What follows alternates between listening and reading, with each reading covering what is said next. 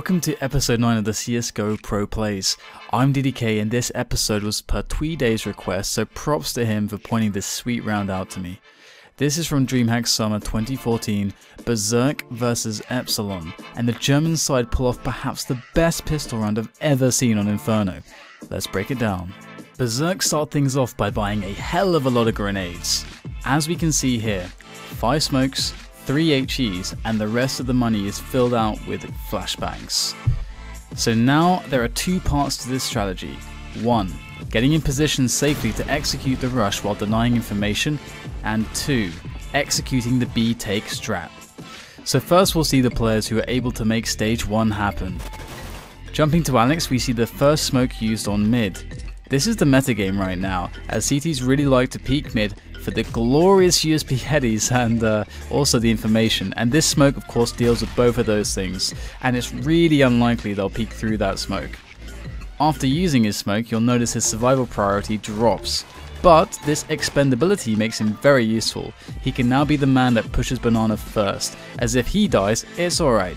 His smoke was already used, and the smokes, as you'll see, are a key factor in this rush. Let's go back to Crystal. It may not seem like much, but he's the other person helping achieve stage 1. Here he simply breaks the glass on balcony, and that provides a small amount of presence, enough to leave reasonable doubt in the minds of the CTs not to do any radical pushes. This act delays their rotation, even though it's clear they suspect a B. They handle this suspicion by placing a third man near the B site, but floating around CT spawn, which is a smart response by the French side. Time for stage 2, the B take execution. Here we'll see the smokes for coils and first boxes, cutting off vision for any CTs in the site and allowing a quick plant in the smoke itself.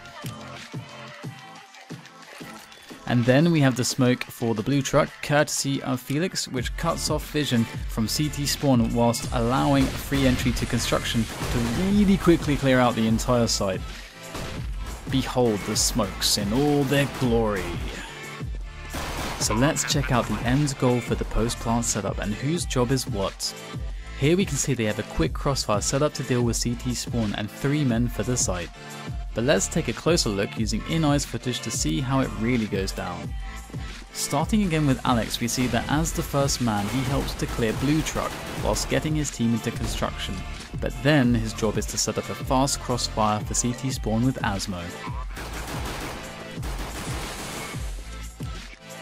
Crystal nades first boxes and stays near the back, helping to clear pool.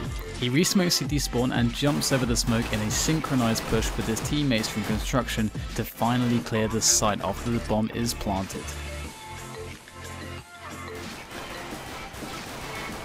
Lastly, we can see Solik. He just goes for the plant in the smoke as intended.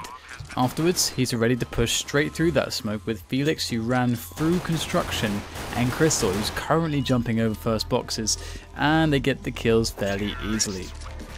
So as we take a look at this delicious take through this very lovely fancy camera angle, I want to quickly mention the use of flashes, as I'm sure many will have questions on that as we didn't really cover it in this video.